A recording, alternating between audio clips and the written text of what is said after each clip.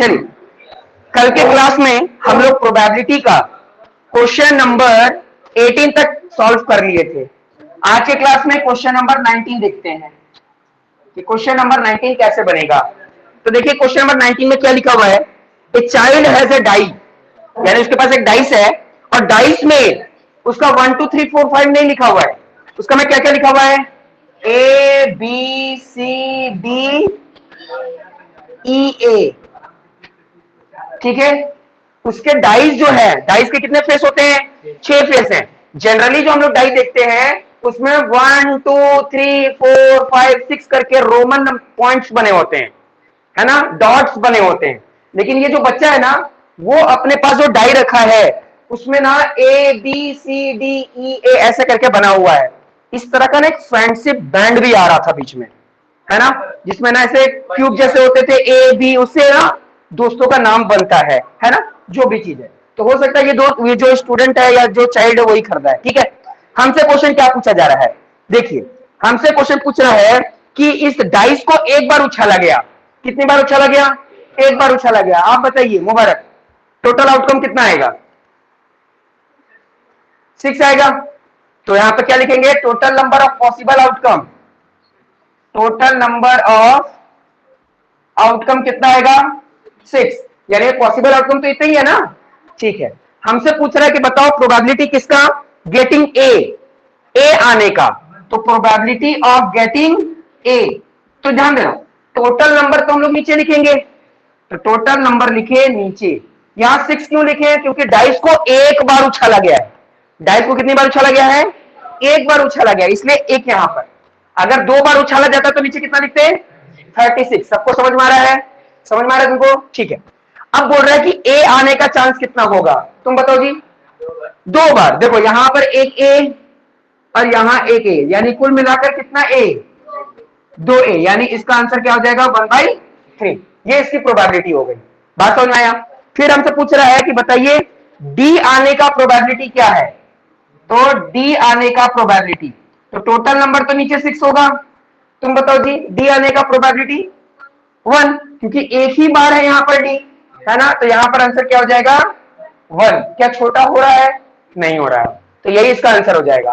पहला का आंसर होगा 1/3 और दूसरे का आंसर होगा 1/6।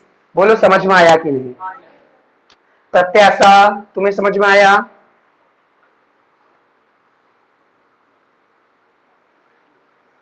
नफीसा तुम्हें समझ में आया, ठीक है, मिटा दो इसे। चल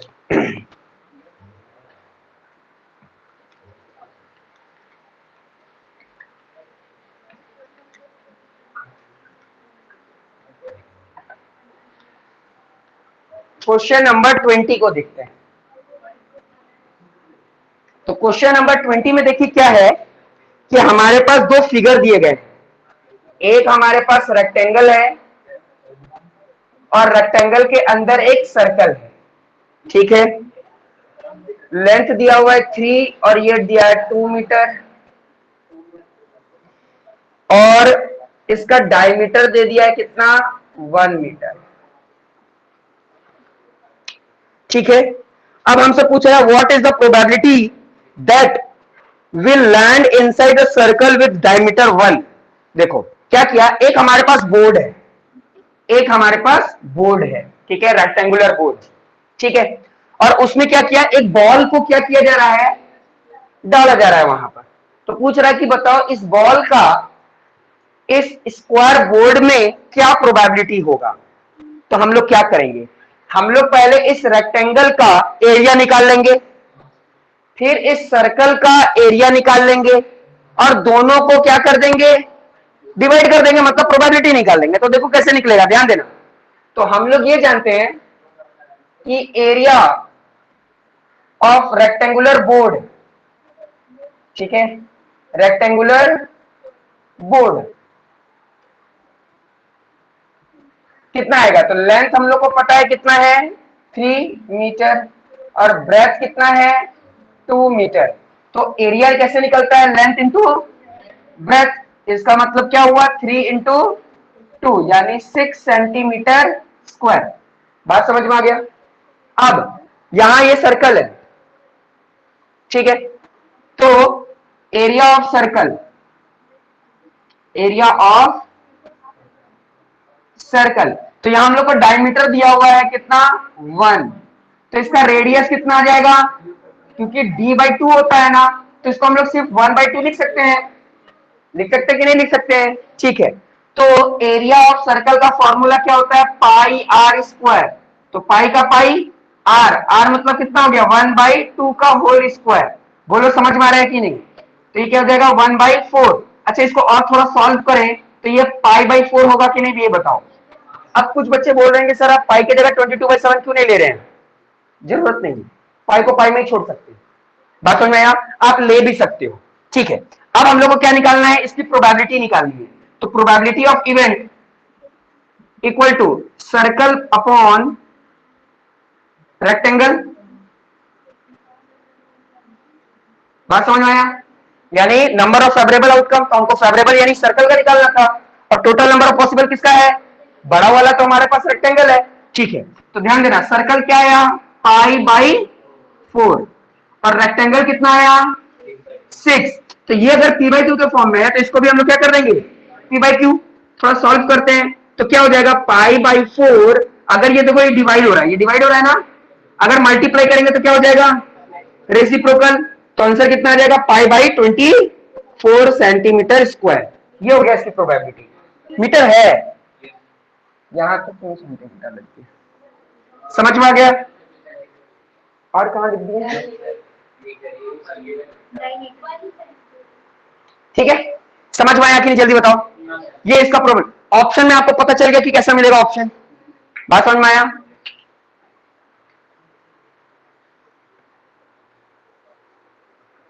जल्दी से देख लीजिए क्या डाउट है तुरंत पूछिए, अमन तुमको समझ में आ रहा है, हाँ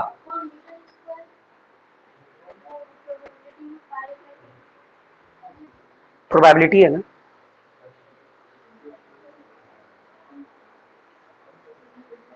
समझ में आया, तुम लोग को समझ में आया, उधर समझ में आया, उधर पीछे समझ में आया, इधर आगे समझ में, तस्मिया नफीसा तुम्हें समझ में आया,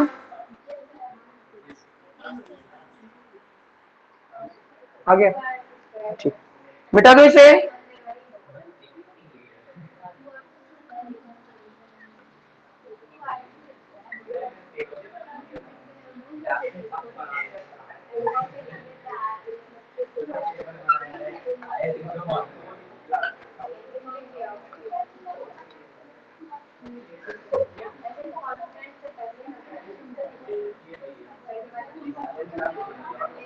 चलिए क्वेश्चन नंबर 21 देखते हैं, तो देखिए क्वेश्चन नंबर 21 में क्या लिखा हुआ है, लिखा हुआ है a lot consist of 144 ball pen, मतलब एक लॉट है, एक बॉक्स है जिसमें 144 बॉल पेन है, बॉल पेन, ठीक है, जेल पेन नहीं है, बॉल पेन है, ठीक है। अब इसमें से बोल रहा है कि 20 डिफेक्टिव हैं, 20 कितने हैं डिफेक्टिव, 20 खराब हैं, तो अच्छे कितने होंगे 124 गुड वंस होंगे, ये वाला क्वेश्चन किए हैं ना, अच्छा अब देखो क्या बोल रहा है, Noori Noori will buy a pen if it is good, obvious सी बात है, कोई भी इंसान जाएगा दुकान में खराब थोड़ी ना खरीद के आएगा, वो चेक करेगा वहीं पर, अगर सही होगा तो ही वो लेकर आएगा या आएगी, ठीक है। तो नूरी कब खरीदेगी, जब पेन गुड हो, ठीक है, और वो कब नहीं खरीदेगी, जब वो पेन खराब हो डिफेक्टिव हो, तब वो नहीं खरीदेगी। The shopkeeper draws one pen at random and give it to her, ठीक है, what is the probability she will buy it, हमको बताना है प्रोबेबिलिटी कब वो खरीदेगी, ठीक है, तो probability she will buy it, चीज वही है, चीज वही है, बस घुमा कर बोल दिया, बताओ सकीना वो कब खरीदेगी, जब खराब होगा तब, जब अच्छा होगा तब, अच्छा होगा, तो हमसे प्रोबेबिलिटी वो डायरेक्ट गुड वन भी पूछ सकता था, लेकिन गुड वन ना पूछ करके घुमा करके क्या बोल दिया, सी विल बाय इट, कब वो खरीदेगी। तो हम लोग जब प्रोबेबिलिटी बनाते तो पहले क्या लिखते हैं, number of favourable outcome by total number of possible outcome. तो ऑब्वियस सी बात है, पूरा पेन कितना है हमारे पास, 144, तो 144 नीचे लिख दिए, है ना। कब वो खरीदेगी, जब पेन अच्छा होगा। पेन अच्छा कितना है, 124, तो यहां पे लिख देंगे 124। छोटा हो रहा है तो कर देंगे, कितना हो रहा होगा,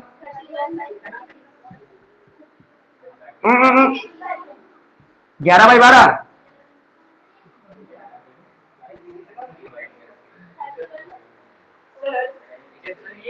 नहीं हो रहा है, क्या रहा है, 31/, ठीक है, समझ में आ गया,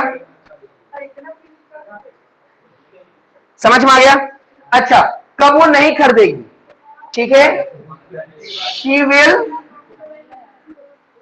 नॉट बाय इट, कब वो नहीं खरीदेगी, ऑब्वियस बात है, जब खराब होगा नहीं खरीदेगी, है ना, गधी तो नहीं है ना।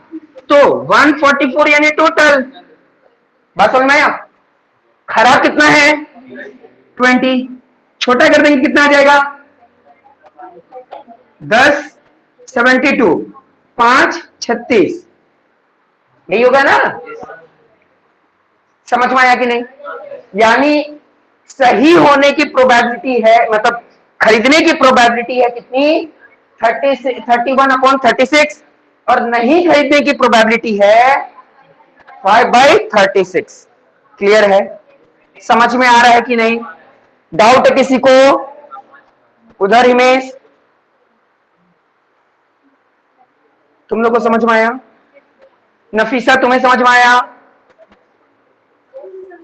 आ रहा समझ में, उधर तुम लोगों को, उधर, ठीक, चलिए नेक्स्ट क्वेश्चन देखते हैं, क्वेश्चन नंबर 22।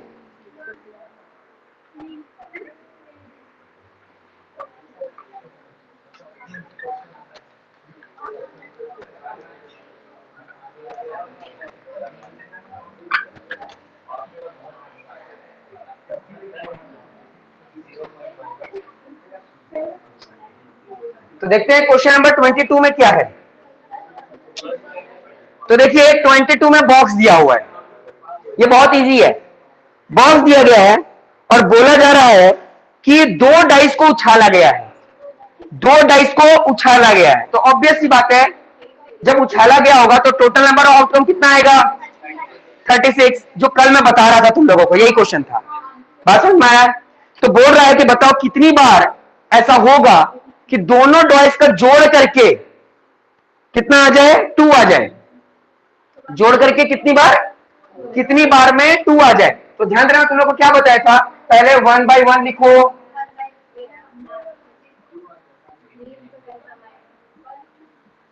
अब मैं सारा नहीं बनाऊंगा, ठीक है, तुम लोग बुक में देख लो,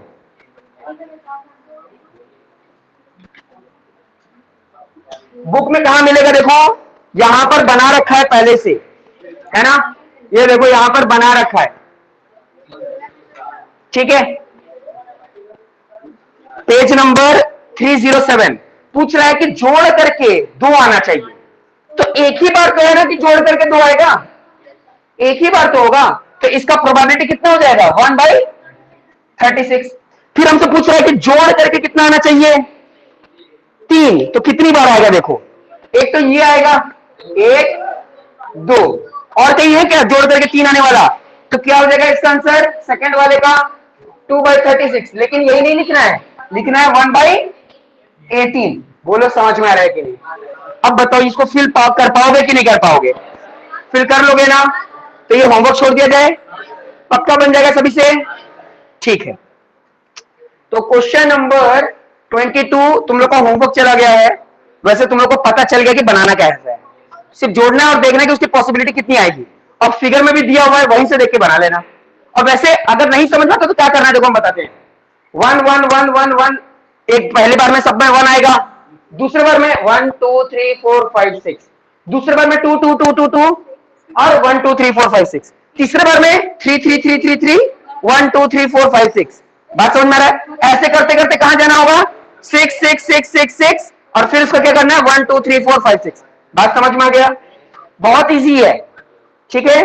तो ये क्वेश्चन भी आप लोगों से हो जाएगा। चलिए क्वेश्चन नंबर 23 देखते हैं। तो क्वेश्चन नंबर 23 को देखिए कैसे बनेगा। 23, हाँ ये बहुत इंपॉर्टेंट क्वेश्चन होता अगर सब्जेक्टिव रहता, ठीक है। ऑब्जेक्टिव है लेकिन ऑब्जेक्टिव में ये क्वेश्चन बन जाएगा। देखो क्या लिखा हुआ है, a game consist of tossing a coin ₹1 coin 3 times. मतलब क्या किया गया है, ₹1 के सिक्के को कितना बार उछाला गया है? 3 बार उछाला गया है। तुम बताओ जी आउटकम कितना आएगा इसका? Total outcome, number of possible outcome कितना होगा इसका? हाँ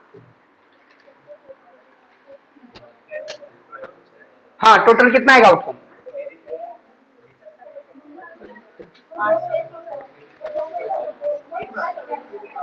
इसका आंसर कितना आएगा?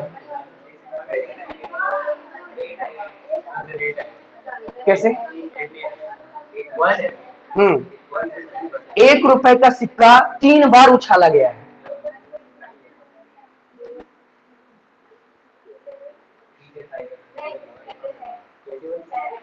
तुम बताओ कैसे? कैसे क्या इंटू करोगे? 2 इंटू 3 करोगे तो 6 आएगा।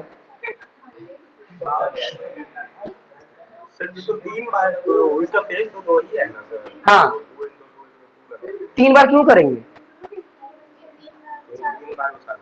हाँ बात समझ में आया? Sorry sorry sorry sorry. देखो ₹1 का सिक्का है तो फेस तो उसका 2 ही होगा ना। ₹1 का सिक्का है तो फेस 2 होगा। उछाला कितनी बार गया है? 3 बार। तो यहां पर क्या कर देंगे पावर 3, मतलब 2 पे पावर 3 है, इसको कितनी बार लिखना है? 3 बार लिखना है, यानी 2 इंटू 2 इंटू 2। तो आंसर आ जाएगा कितना? 8। 2 2 जा 4, 4 2 जा 8। बात समझ में आ रहा है कि नहीं आ रहा है? अब देखो क्या बोला गया है।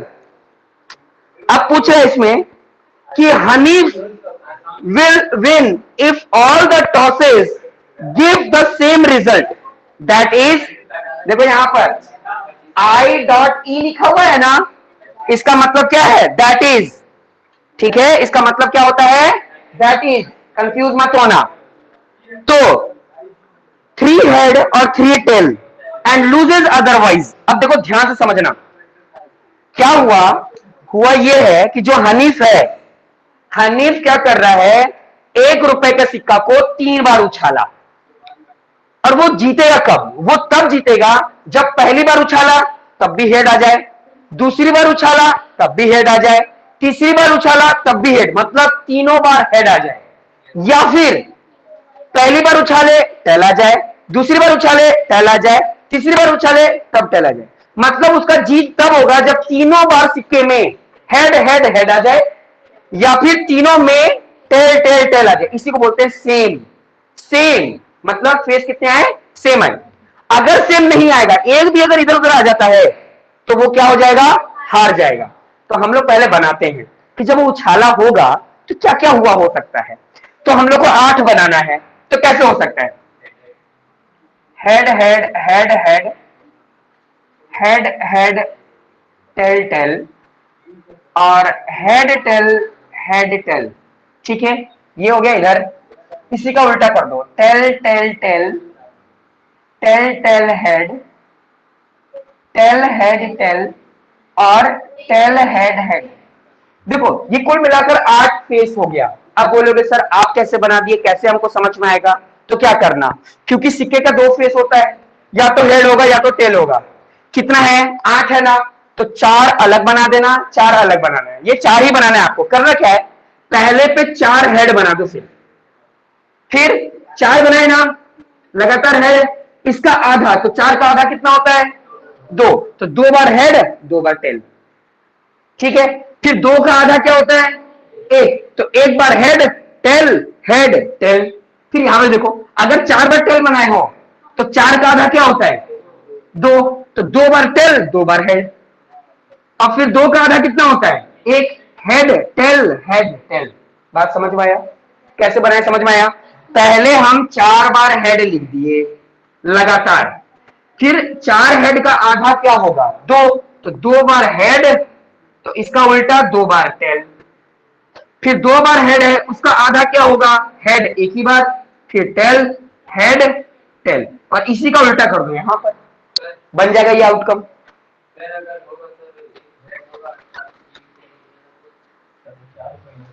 तो वो तो 4 हो गया ना बाबू, हम लोग को 3 ही ना देखना है, वो 3 ही बार ना उछाला होगा। तो पहला बार में ऐसा होगा कि हेड आ जाए, दूसरा भी हेड आ जाए, तीसरा हेड आ जाए। ऐसा भी हो सकता है कि पहला हेड आए, दूसरा हेड आए, तीसरा टेल आ जाए। ऐसा भी हो सकता है कि पहले बार हेड आए, दूसरे बार टेल आ जाए, फिर तीसरे बार हेड आ जाए। बात समझ में आ रहा है कि नहीं आ रहा है? ये पॉसिबिलिटीज हैं।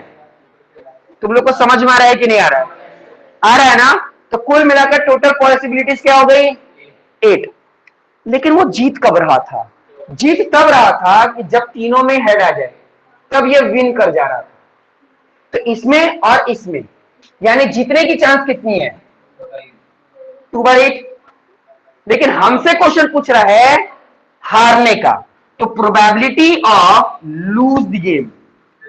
ठीक है, तो ध्यान देना, टोटल नंबर कितना है? 8, यानी total number of possible outcome. अब हारेगा कब? तो देखो, इसमें हार जाएगा 1, इसमें हार जाएगा 2, इसमें हार जाएगा 3, इसमें हार जाएगा 4, 5, 6, मतलब 6। यानी आंसर कितना हो गया? 3/4। बात समझ में आया? 2 बारी तो जीत रहा है ना। अगर हमसे जीतने का पूछता, जो कि नहीं पूछा है लेकिन मैं फिर भी बता देता हूं, कि अगर हनीफ का जीतने का पूछता तो 8 नीचे होता, कितना जीत रहा है? यानी 1/4। मतलब 4 बार में 1 बार जीतने का चांस है उसका। बात समझ में आ रहा है? ये इसका अनुमान हो गया। समझ में आया? हारने का, तो जितना जीतना था जितना निकाल दिए, तो बचा जो वो हारना है। तो पूरा आउटकम कितना था? 8। उसमें से जीत कितना रहा था? वो 2। तो इसका मतलब हार कितना रहा है? वो समझ में आ रहा है तुम लोगों को? दिमाग में जा रहा है? बहुत इजी चीज है। नफीसा, तुम्हें समझ में आया? फिर से बता दूं ये वाला, समझ में आ गया ना? देखो, क्वेश्चन में बस यही पूछा है हम लोग से, बुक के क्वेश्चन में ये है, हम जबरदस्ती ये भी बता दिए तुम लोगों को। बात समझ में आया? क्वेश्चन घुमाने के लिए यही से भी घुमाया जा सकता है ना? या फिर ये भी पूछ सकता है कि कम से कम 2 हेड आना चाहिए और 1 टेल आना चाहिए, उसकी प्रोबेबिलिटी क्या है? 2 बार हेड और 1 बार टेल। तो देखो, 2 बार हेड 1 बार टेल यहां पे है, 2 बार हेड 1 बार टेल यहां पर है, 2 बार हेड 1 बार टेल यहां पर है, बस 3 ही है। तो इस बार प्रोबेबिलिटी क्या बन जाएगा? 3/8। समझ में आया? इस तरह का भी क्वेश्चन बनता है। या ऐसे पूछ सकता है कि 2 बार टेल 1 बार हेड। तो देखो, 2 बार टेल 1 बार हेड, 2 बार टेल 1 बार हेड, 2 बार टेल 1 बार हेड, तो ये भी क्या हो जाएगा? 3/8। मतलब पॉसिबिलिटीज अगर आप बना लेते हो, तब तो आपको कहीं से भी क्वेश्चन पूछो, आप तुरंत आंसर दे दोगे। समझ में आया कि नहीं आया? समझ में आया? चलिए, क्वेश्चन नंबर 24 बनाते हैं।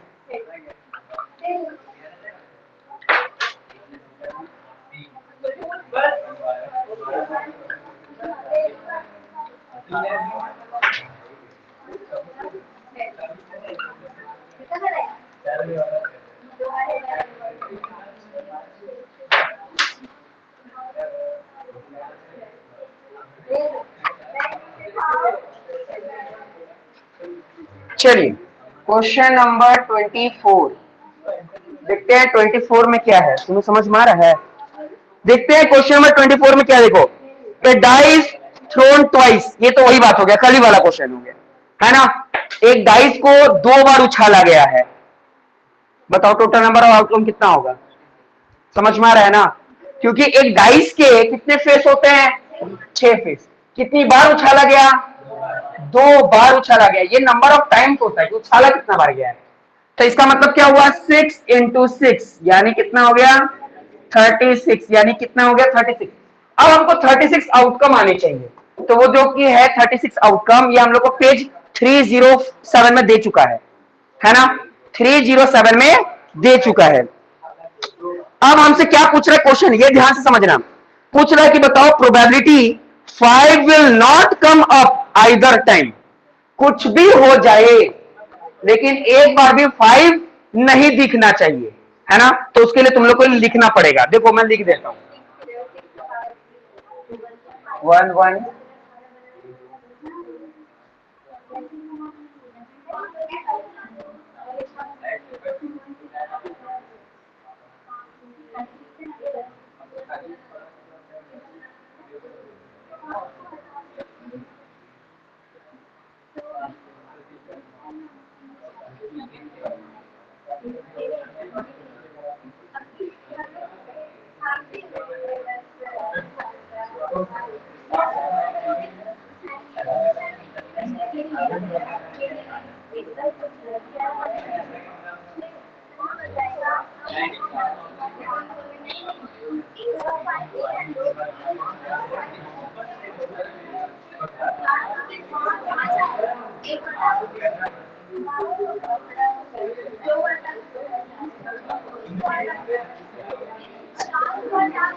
अब देखो हमसे क्या क्वेश्चन पूछा है, हमको पूछ रहा है कि फाइंड द प्रोबेबिलिटी, ऐसी प्रोबेबिलिटी निकालो जिसमें 5 एक बार भी नहीं आना चाहिए, 5 एक बार भी नहीं आना चाहिए।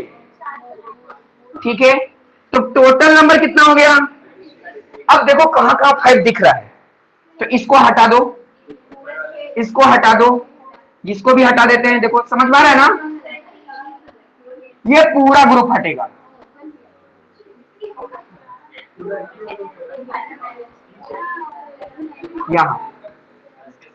यहां इन सब जो मैं सर्कल किया हूं उन सब में 5 दिख रहा है, यानी वो सब 5 नहीं चाहिए। तो कुल मिलाकर देखो, कुछ बच्चा क्या करेगा, कुछ बच्चा इसको बैठ के गिनेगा, लेकिन कुछ बच्चा स्मार्ट दिमाग लगाएगा। क्या दिमाग लगाएगा, जानता है कि पूरा 36 है, जानता है पूरा 36 है, 36 में इसको गिना, 1 2 3 4 5 6 7 8 9 10 11, 36 में से 11 माइनस कर दिया, यानी कितना आया 25। अगर 36 में से 11 को माइनस कर देंगे तो कितना आएगा 25। अब कुछ बच्चे जो टाइम ज्यादा लगाएंगे वो बैठ के गिनेंगे, 1 2 3 4 5 6 7 8 9 10, समझ में आया। जिस तरीके से आप दिमाग लगाओ, बात समझ में आ रहा है कि नहीं आ रहा है। तो यानी 5 एक बार भी ना आए, एक बार भी ना आए, तो उसकी प्रोबेबिलिटी कितनी है 25/36। क्या छोटा हो रहा है, नहीं हो रहा है, तो छोड़ देंगे। बात समझ में आया। अब नेक्स्ट में क्या पूछ रहा है, बोल रहा है नेक्स्ट में कि 5 will come up at least, at least का मतलब कम से कम, कि एक बार तो आना ही चाहिए। 2 बार आ जाए अच्छी बात है, 2 बार आ जाए अच्छी बात है, लेकिन कम से कम एक बार तो आना चाहिए। तो देखो कम से कम एक बार तो आया ही है, कम से कम एक बार तो आया ही है, कम से कम एक बार तो आया ही है, कम से कम एक बार तो आया ही है, कम से कम एक बार तो आया ही है, कम से कम एक बार तो आया है। कुछ बच्चे बोल रहे हैं सर इसको काउंट करेंगे कि नहीं, तो ध्यान देना, कम से कम यानी कम से कम वो आना चाहिए। भालो वो 2 बार आ गया है, लेकिन आया है ना, आया है ना, इसलिए इसको भी काउंट करेंगे। बात समझ में आ रहा है कि नहीं आ रहा। जैसे एग्जांपल के तौर पर मान लो कि यहां पर जितने बच्चे बैठे हुए हैं सबका 90 अप आया है ना, सबका 90 अप आया है।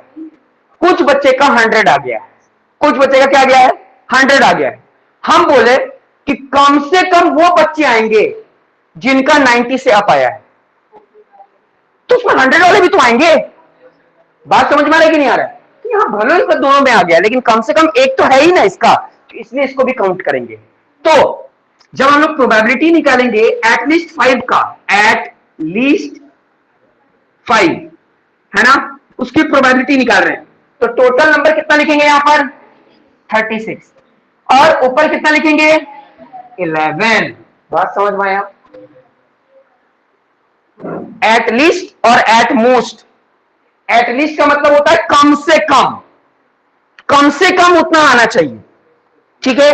और एट मोस्ट मतलब ज्यादा से ज्यादा उतना आना चाहिए। अब देखो ध्यान देना, पूछता कि what is the probability of at most 5, ज्यादा से ज्यादा 5 आना चाहिए, मतलब दोनों केस में 5, तो दोनों के केस में 5 तो सिर्फ एक ही बार आ रहा है, तो क्या इस केस में क्या होता है 1/36। एटमोस्ट से मतलब होता है ज्यादा से ज्यादा, और एटलीस्ट मतलब कम से कम एक बार वो आना चाहिए, बात समझ में आया? और एटमोस्ट ज्यादा से ज्यादा वो नंबर आना चाहिए। इस तरह के क्वेश्चंस को मैं और प्रैक्टिस करवाऊंगा तुम लोगों को, ठीक है, क्योंकि एनसीईआरटी में थोड़ा कम दिया हुआ है ना, ग्रुप में भी, और ऐसे भी मैं तुम लोगों को एमसीक्यू टाइप में क्वेश्चंस करवाऊंगा, मेरे को याद दिला देना एटमोस्ट और एटलीस्ट का, ठीक है, इससे क्वेश्चन आता है एग्जाम में। तुम लोगों को समझ में आ रहा है कि नहीं पहले ये बताओ। क्वेश्चन नंबर 24 समझ में आया उधर तुम लोगों को? तुम्हें समझ में आया उधर? तुम झूठ बोल रहे हो। हाँ तुम्हें समझ में आया है? तुम्हें, तुम लोगों को नफीसा, तुम लोगों को, तुमको, ठीक है। चलिए अब इस चैप्टर का लास्ट क्वेश्चन देखते हैं।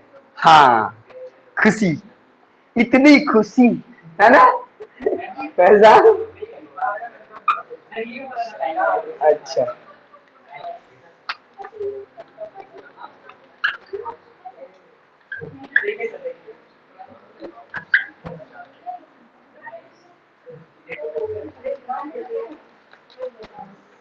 चलिए,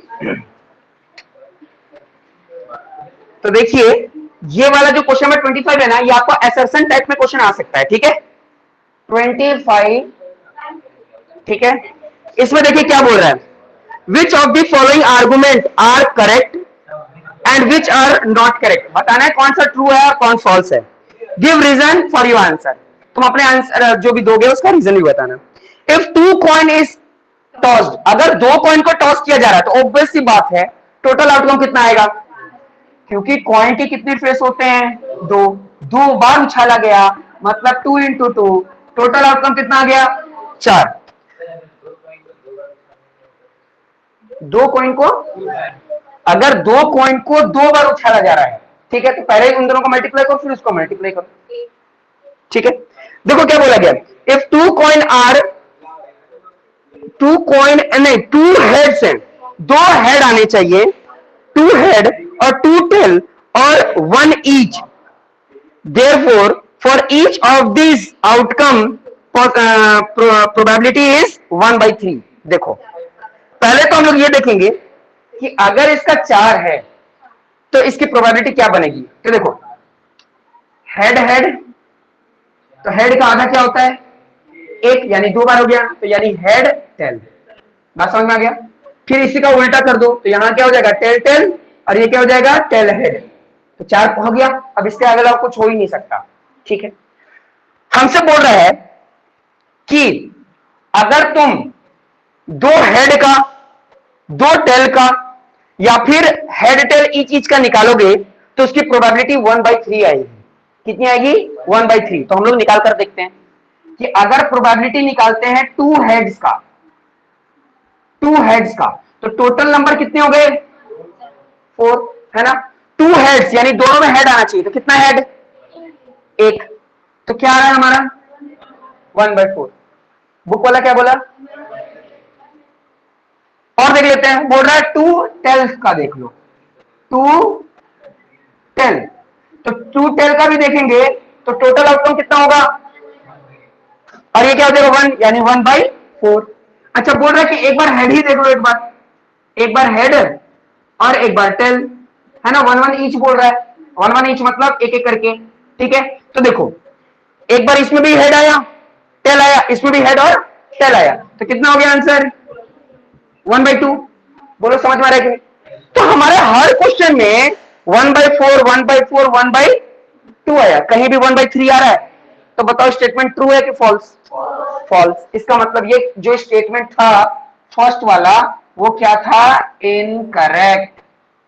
बोलो समझ में आया कि नहीं, ठीक है, क्योंकि उसके टोटल आउटकम कितने बता रहे हैं 3, तो 3 तो कभी आ ही नहीं सकता, बात समझ में आ रहा है।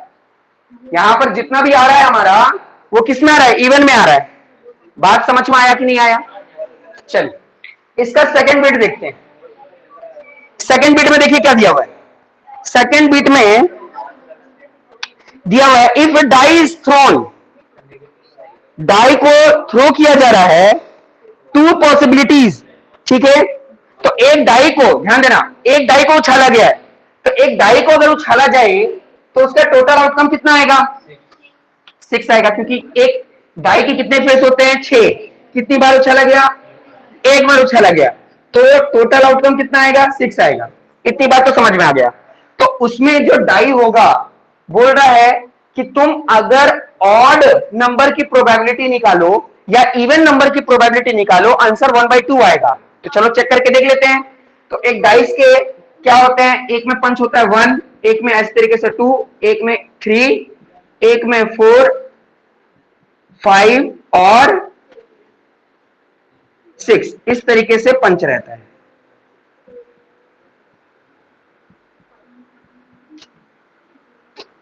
बात समझ में आया? हमसे क्या पूछ रहा है?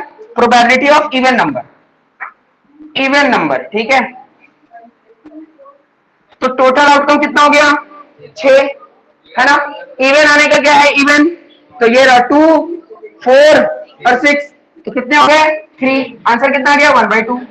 अच्छा, ऑड का देखते हैं, तो कितना हो गया? 6। ऑड क्या होता है? जो 2 के टेबल में ना आए, यानी 1, 3, 5, तो कितना हो गया? 3, 1/2। तो देखो, इवन में भी क्या आ रहा है? 1/2, ऑड में भी क्या आ रहा है? 1/2।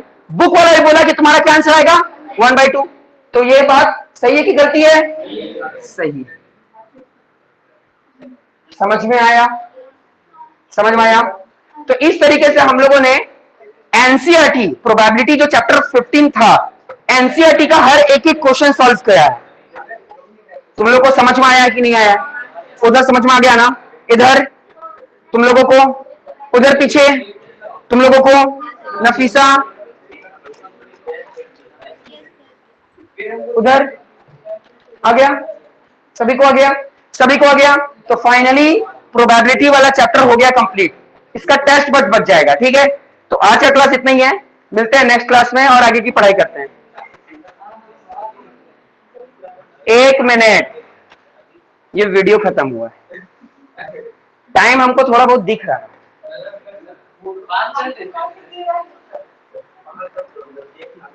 अब कल क्या बोले हो तुम लोग? आई पढ़ोगे कि मेटल पढ़ोगे?